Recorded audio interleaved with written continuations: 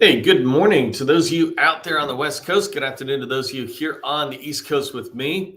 We're going to have a lot of fun today in training on FPDS. I call it fun because I'm a big fan of information. Let me go ahead and turn my captions off and we'll get started.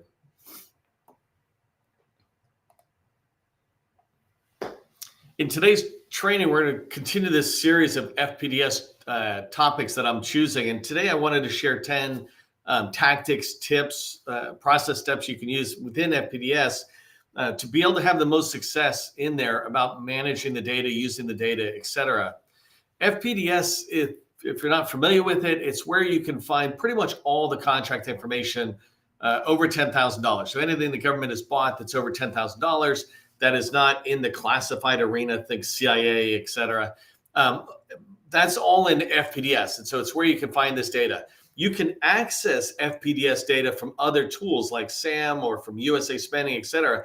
But FPDS still is the repository of the data.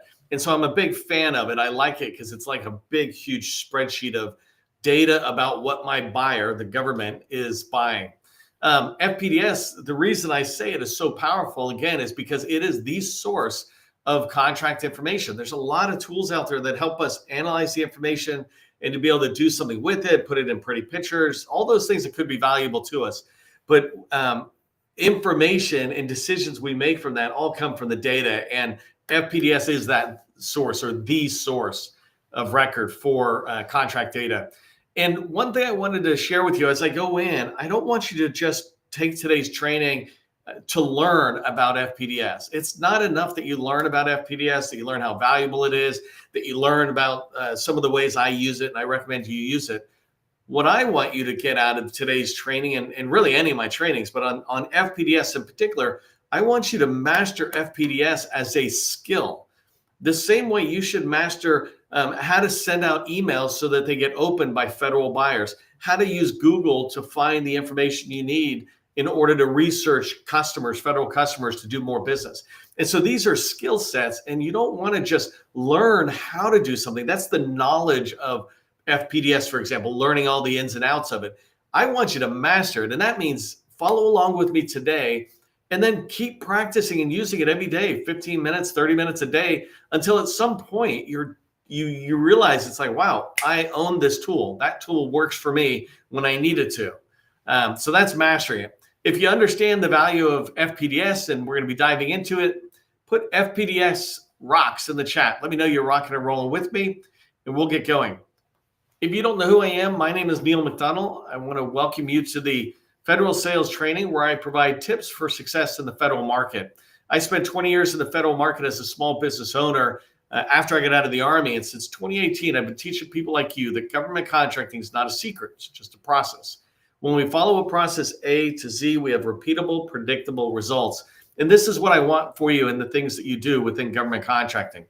A couple of messages I wanted to share here. First off, if you're not following me on LinkedIn, make sure you do. Constantly I'm putting out good information. Like all this week, I was putting out strategic documents coming out from different federal agencies related especially to AI. But I also put out something from one of the agencies on opportunities they had, so you can get access to that information. The other thing is subscribe to my newsletter, the Government Contracting Success Newsletter. As I have more tips, I share more step-by-step type tips in there. And I'm really going to double down going into 2026 saying, what do the new tools look like with all the changes within federal agencies and the way they interact with small businesses? I'll share a lot of that in the newsletter. Another thing that's really important is if you haven't already registered for our networking event next week, we have the GovCon Chamber of Commerce's holiday virtual networking event. So we'll be doing it on Zoom. You come in, we'll send you into rooms. You'll be able to network with people, come back out, go into different rooms. It's an excellent way for you to interact with people at the end of the year, celebrate the end of 25, prepare for 26. But it's also a great way for you to build your network going into 2026. My network is your network, and I want to be able to provide an event that allows you to grow your network, the people you know. We have well over 300 people, so I'd love to have you in there. If you're already coming, do me a favor, repost the event out onto LinkedIn so your network hears about the event. They come in, and if many of us are doing that, we all get to meet new people. and continue to grow our network. Last thing here, I wanted to thank Voltron for being our sponsor for our lives. Voltron is an AI proposal writing tool, and their focus is on the federal market. They help you write proposals in minutes instead of having drafts that take weeks, right, to get done.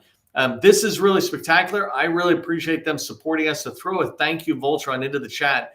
Let them know that we really appreciate their support of all this training that I'm able to bring back to you. The other thing is, if you're writing 4+ proposals a month, definitely check out Voltron as an option for you. They have a demo they can walk you through and see if the tool's right for you. Okay, I'm going to break my tips down. I figured I'd show you really quick, or tell you really quick, and then I'll go in and show you in FPDS how I do each one of these. But there's 10 tactics that I want to walk you through on FPDS and how they all working together can provide you a lot of information. You're able to make data-informed decisions on which contracts to pursue, which agencies, et cetera. And so if you just happen to be listening and not looking at the slide at the moment, the 10 tips that I'm going to be talking about are 10 tactics within FPDS. First one is searching on keywords. Second one is searching with NAICS codes. Then going with that, PSC codes. And I know I'm saying redundant with the code at the end, but search a PSC, right? The fourth one is how to find more keywords based on the NAICS code and the PSC. And this is a really, PSC. This is a really helpful one because you start expanding your awareness of how does the government speak about what you buy. So instead of your own keywords that you're thinking, you can use the ones that they're actually using. Number 5, we're going to be looking at competitor wins. If we're searching on keyword or NAICS code and we find a bunch of opportunities and we see a competitor's won a great opportunity that we wish we won, then we want to go, well, what else are they winning, right? So I'm going to do that on number 5.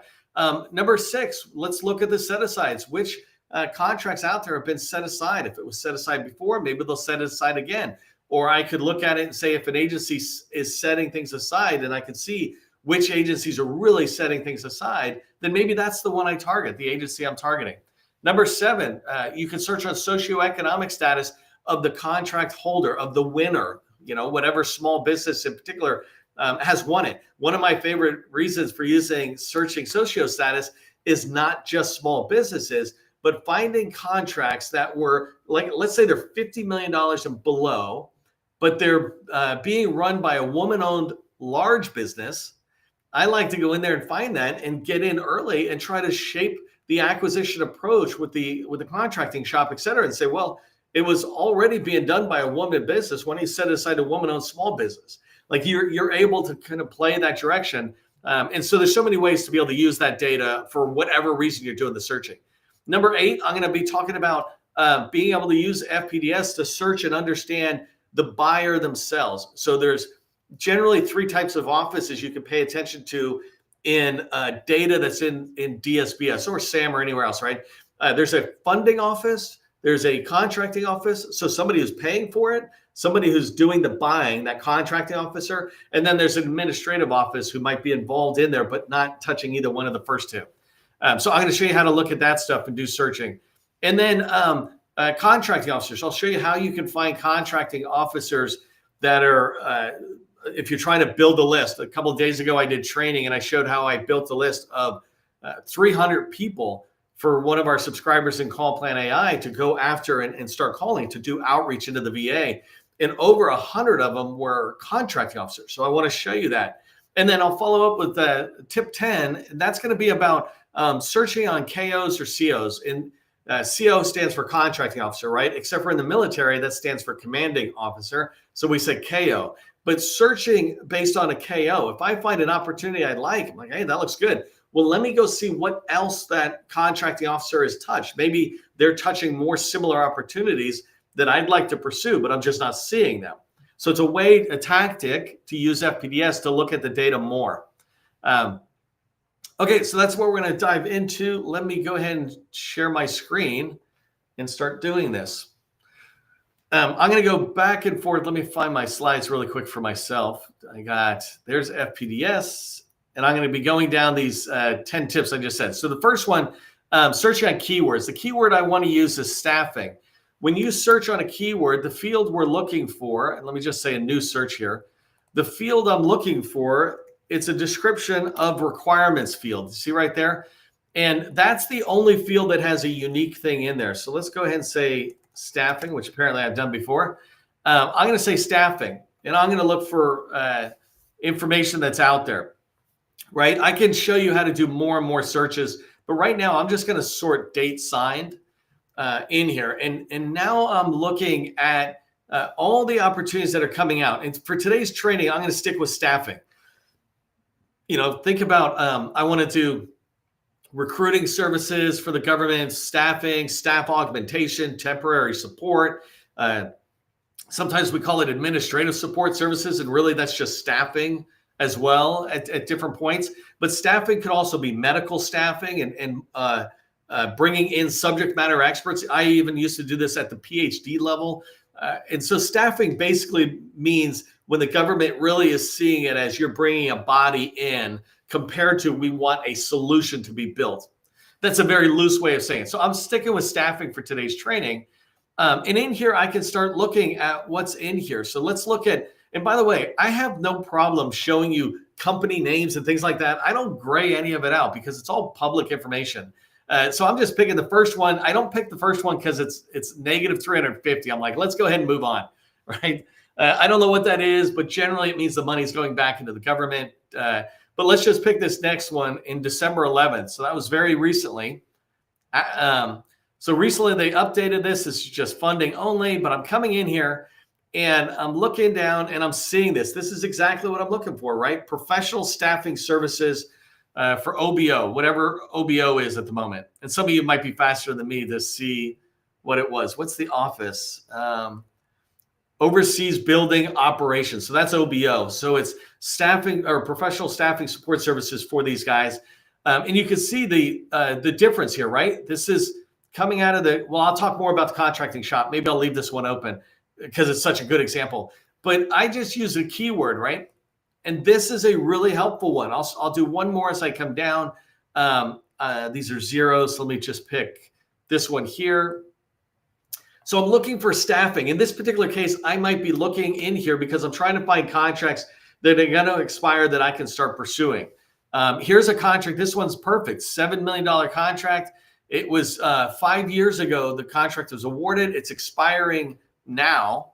It looks like probably it's already being recompeted. So I'm a little bit late, but that's fine. And so if I come down here, I'm just looking again, staffing services for RPPR, whatever that is. Let's come back up here for Secretary of State. So in this particular case, I don't know what that is, but I bet you I could go to Google and learn it. But really quickly, that's my first tactic for you, right? Just search on description of requirements. This is keyword searching. Okay, I got to be careful. One of my weaknesses is I'll take one small thing and I'll keep going on, and I got to get through 10 of these for you. So the first way I searched for staffing was the keyword. The next way I'm going to search, which is perfect. See 561320. That's the one I want to search as well. Let me see if I can just click on it. So perfect. So I'm going to get rid of, I don't know if you see this, but I clicked on 561320 and it came up with the NAICS code. I am going to sit there and get rid of this description for 1 second because what I want to show you is just the amount of opportunities. And actually, let me start filtering this search a little bit more. How about ultimate estimated completion date? I'm just going to say it is, let me just change this really quick to like January 2026 to 12/31/2026. So I'm going to go from 322,000 down to 2,600. Very reasonable. Okay, so now I'm just saying if I'm looking for things in the next fiscal year that are, or next calendar year that are ending. So here I searched for NAICS codes, and I'm still looking for staffing, right? So here's one that's 221. I don't know if I did this one already. Did I do this one already? See, Sheldon. No, I didn't. Good. So this one is U.S. Trade Development Agency, and I think that's within the executive office of the president. But I'm going to come down here. So I searched on NAICS code. So I'm still trying to find staffing. Down here, I'm looking at financial analysts and accounting clerk support services. This is another way of looking at staffing. They aren't all just going to be, hey, I want you to give me 10, 10 staffing type things. And so you start figuring out how they're doing it. So here I can find opportunities based on NAICS code. You can filter this by using multiple filters together. But for today's training, I just want to show you tips on searching them separately. So I'm going to come down a little bit more. And actually, excuse me, I sorted this one by the size of the contract just now. So I'm going to click on this guy here. And now I'm looking at a $20 million staffing contract theoretically. And remember, I'm using that NAICS code, and the NAICS code is for temporary help services right there. So I'm going to keep coming down. Right here, it says production support services for support the aircraft mechanics. That's a little bit more specialized, right? That's not the type of professional services I'm looking for, which is fine. But as I come through, I'm able to start finding more and more like it. Let me look at just one more. Right here, medical support assistant staff for multiple facilities, I'm assuming, across the Eastern Colorado healthcare system. I'm assuming this is the VA. I went so fast. There it is. So it's VISN 19 is what that stands for. And so there's 21 VISNs, or networks of hospitals. And this is exactly what I would be looking for if I'm trying to use it. So I used a NAICS code now. Let me go ahead and close these windows really quick. And so now my third one I want to search on is PSC. And the one I chose was PSC 3499, which is right here, which is perfect. So I'm going to click on that. I'm going to get rid of this guy. Just make sure I'm good to go. Okay. So now I'm searching the same time frame. I'm searching on PSCs. And sometimes the government puts in these numbers. Here's why I don't particularly like this too much, but it does give us a way to look at stuff. The reason I don't like it is it's getting broader, right? PSC 34 or R499 gave me, I don't know, 20 or 30 times more than a NAICS code gave me. But I can look in here and see if it's aligning with what I want. So I'm going to sort by action obligation again. That's 192 million. So that's too big for me. So as a small business, I might look for something a lot smaller. So let's go ahead and pick this one. I don't know what it is.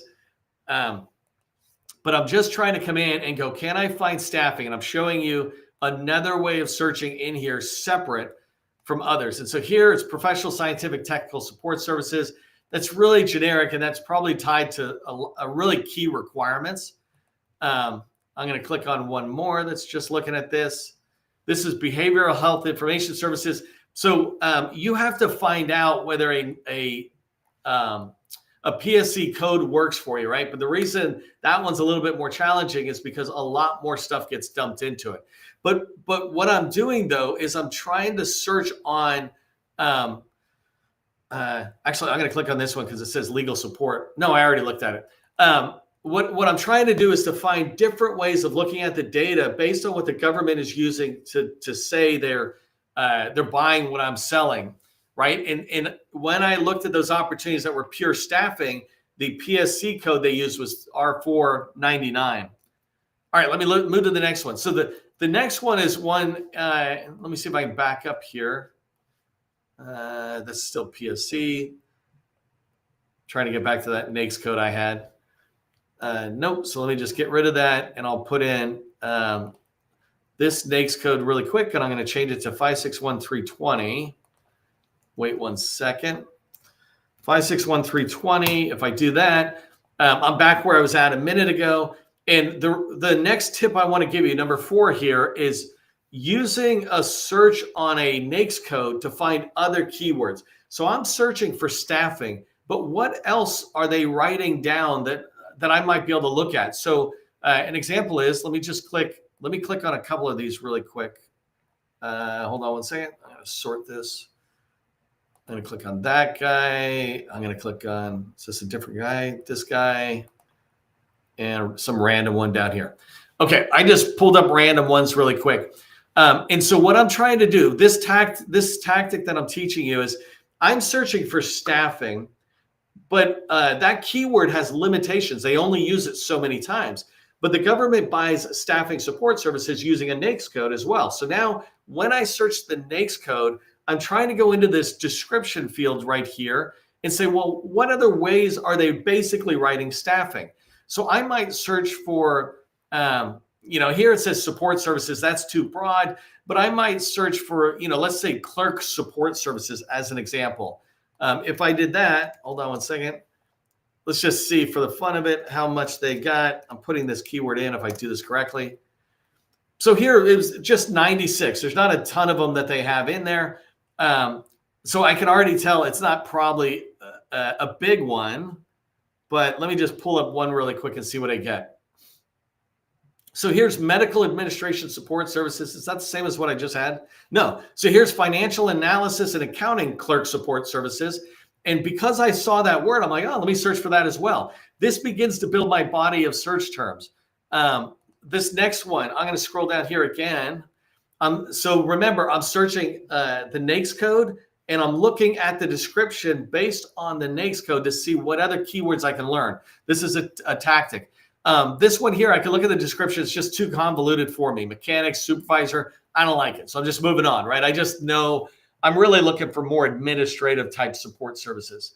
Here's the one that was medical support. Let me scroll down a little faster here. This is medical services for the migrants. And let me just jump a whole bunch down to like a 2 million. There's A team, and here's Jadega. So let me look at these two guys really quick. So here's a BPA for pharmacists and pharmacy tech. I might follow this BPA up to go see, is that basically pharmacy tech staffing services? I've heard from some of my customers that that's what they look at. And then this one here, and I knew I'm moving pretty fast, right? But here, it's medical administrative services, right? So I might grab that, going back to this place, and I'm putting quotations around this. And in here, now I'm finding similar type thing, 31 opportunities. And if I look in here and I shape it, well, that's the one I already saw. Hold on one second. Let me come down here. A random one. So now I'm trying medical administrative services. Well, I just found 31 opportunities. And if that feels like what I might sell, then I can pursue it, right? Okay, so let me pause that. Again, these aren't full trainings. I might actually do full trainings on like each one of these separately. Here, I'm just trying to give you 10 ideas of ways you can look at the data. So I'm coming back to see where I'm at. I want to go to tip number 5, which is, searching the competitors' wins. And so let me just look at this opportunity really quick, see if I like it. So right here, no, that's the mechanic one. Loyal source government services. Okay, medical services for migrants. Let's say this is one I like.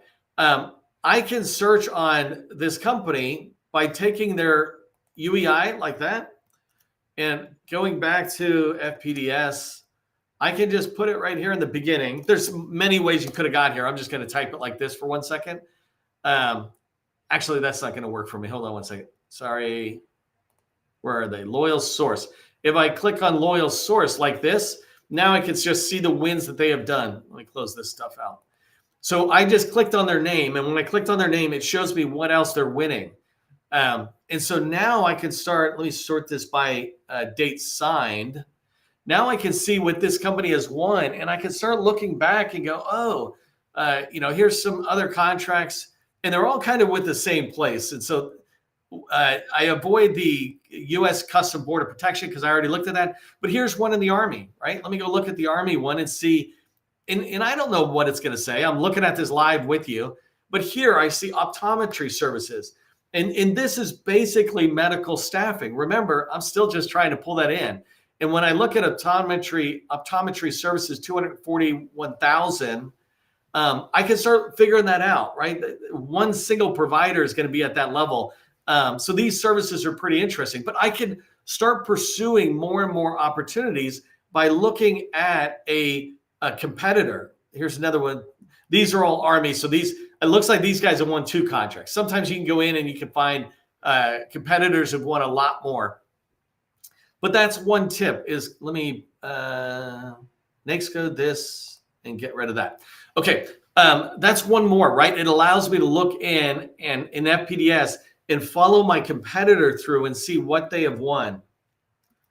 Number 6, I can search set aside or socioeconomic. And so if I get rid of this, let's say I'm just trying to find, I'm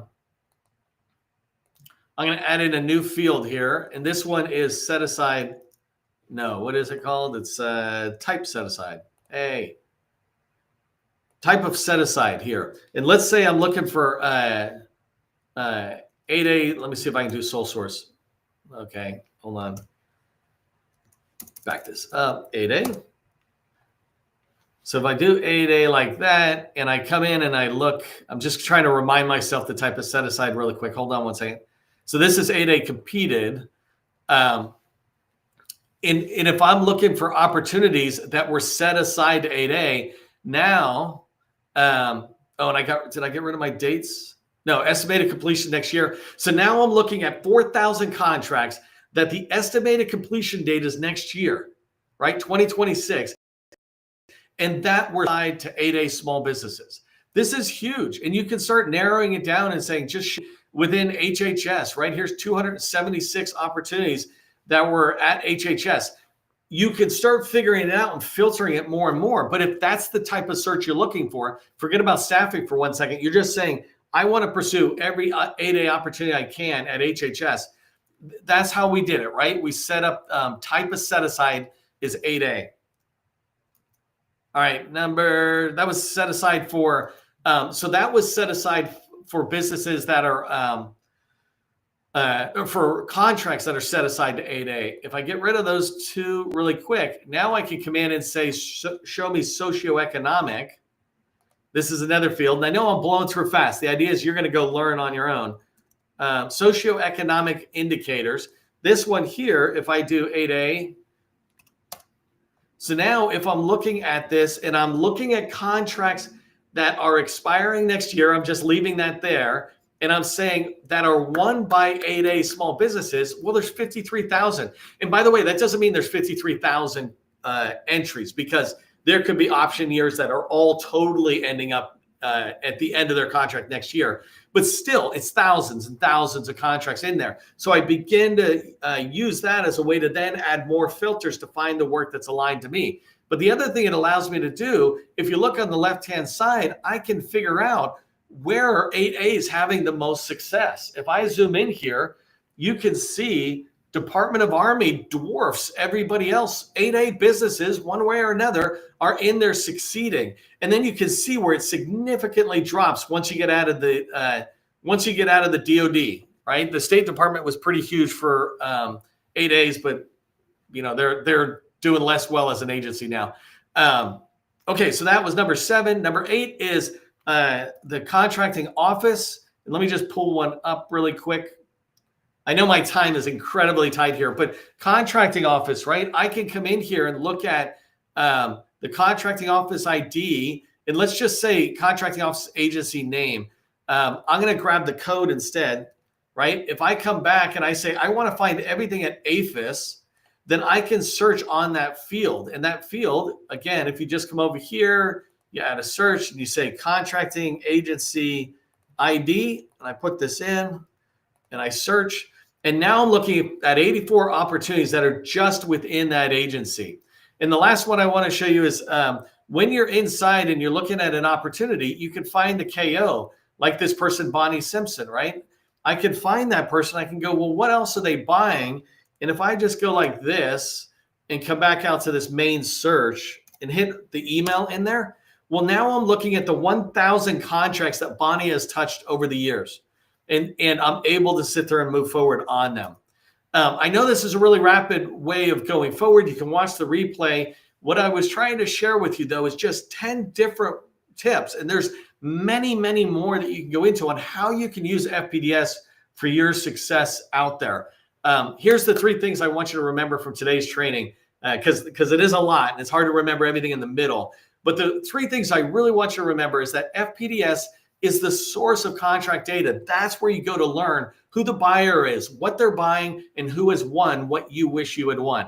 The second thing is master FPDS as a skill, not as a topic that you're learning, right? Really understand the skill. And then the third one is find the best opportunities for you. By doing those 10 tips that I showed you, you can narrow down everything that's in FPDS to the right opportunities you should be pursuing in 2026. If you found value in today's training, do me a favor, repost it out on LinkedIn. Don't forget to register for the upcoming networking event on Wednesday, the 17th. I will see you then. Remember, government contracting, it's not a secret, it's just a process.